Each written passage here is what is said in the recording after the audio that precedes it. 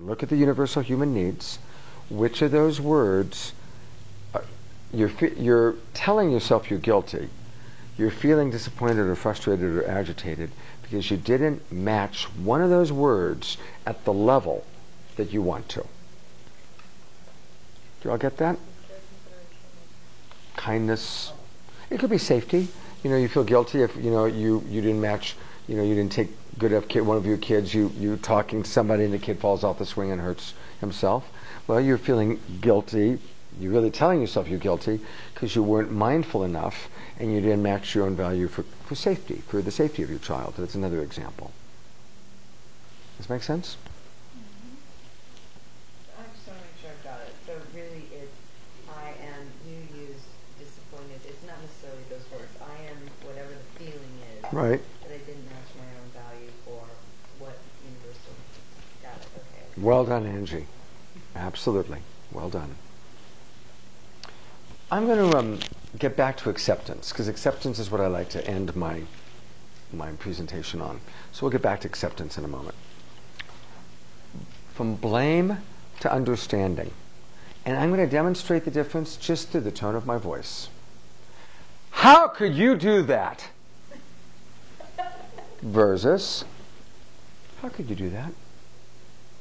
I really want to understand why you made that choice. Just the difference in the tone of my voice. One is the energy field of what's wrong with you, and the other is, God, I really want to understand why you did that, why you made that choice. So is it found that second one tells me that there's a threat and danger there, and the first one I'm comfortable with? I don't follow your question. Try again. The first one seems normal, acceptable to me.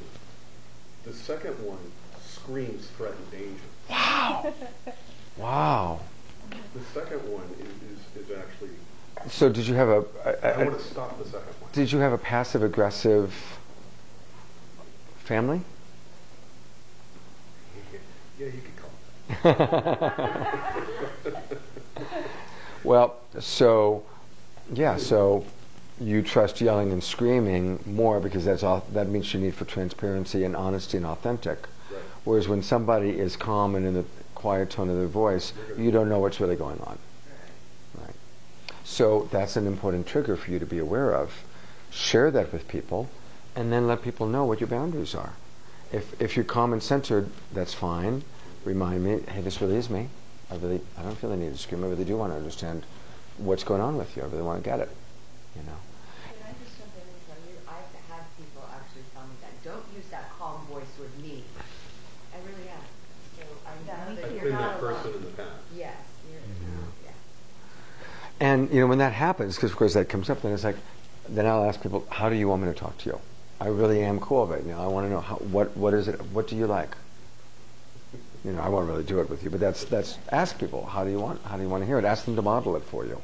And that's always a good idea. Ask people to model how they like to be spoken to.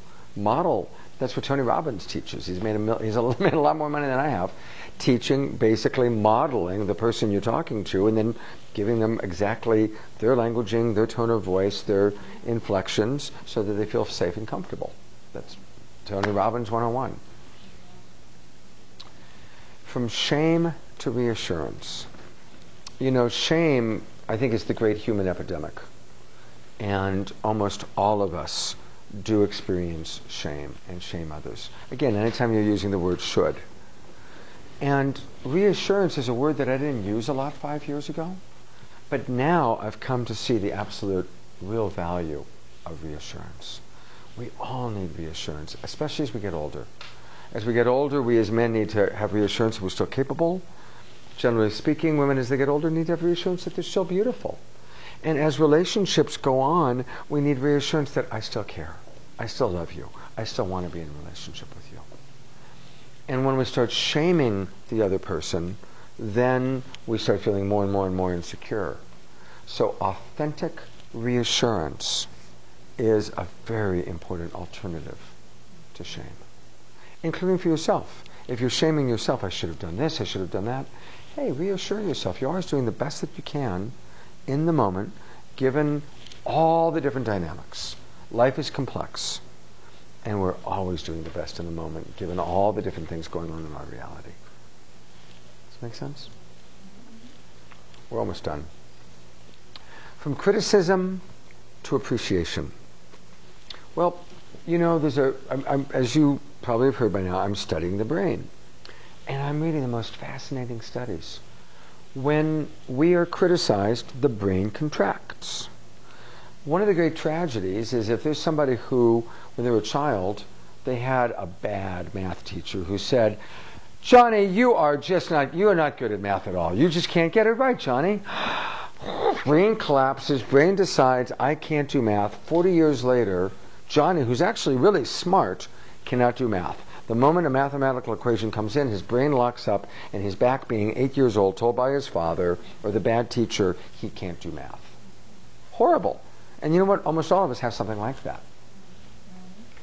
Conversely, when the brain is given appreciation, when we hear appreciation, our little receptors open up. We become, all these little receptors become happy and want to hear more. I don't know if you've read this, but they've done all these studies with plants where they'll have identical plants in identical rooms getting identical water and identical temperatures. The only difference is as they're watering, one set of plants is saying, you're so beautiful. You're such a gorgeous rose. Oh, you're just the most beautiful plant I've ever seen. And in the other room, they're either not saying anything, or they're saying, you're really ugly. You are going to wither and die. And the plants respond radically. The plants with appreciation flourish and grow. And the plants that don't get anything stay kind of like normal. And the plants that are told how horrible and ugly they are wither and die.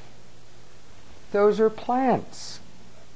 Now, if plants are responding that way, how do we as human beings, who have a much more complex central nervous system and sensories and a more complex brain than a plant, imagine what's going on for us?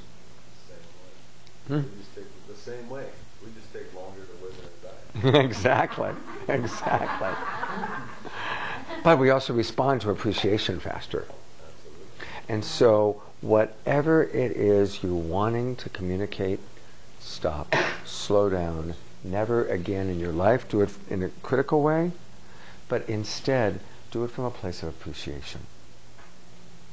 I really appreciate that time that you brought me a rose. Even though it was 4 years ago, I still remember that one time you brought me a rose. Now, I'm kind of being facetious, but the point is, if we can acknowledge what somebody did that we liked, it's likely to inspire them to want to do it again. Now, we don't do that as a manipulation, but that's how we're most likely, again, communicating and learning about each other. I really like it when you bring me a rose. I really like it when you make oatmeal for me in the morning, whatever it is. Yeah? That's one of my challenges. I get in my head and I just show appreciation. So there's a discipline for you. Put on a new ring, put on a new band, and make that your appreciation band. Do a big thing that every time I look at this, I'm going to remember to drop into my heart and show gratitude for something, even just within myself.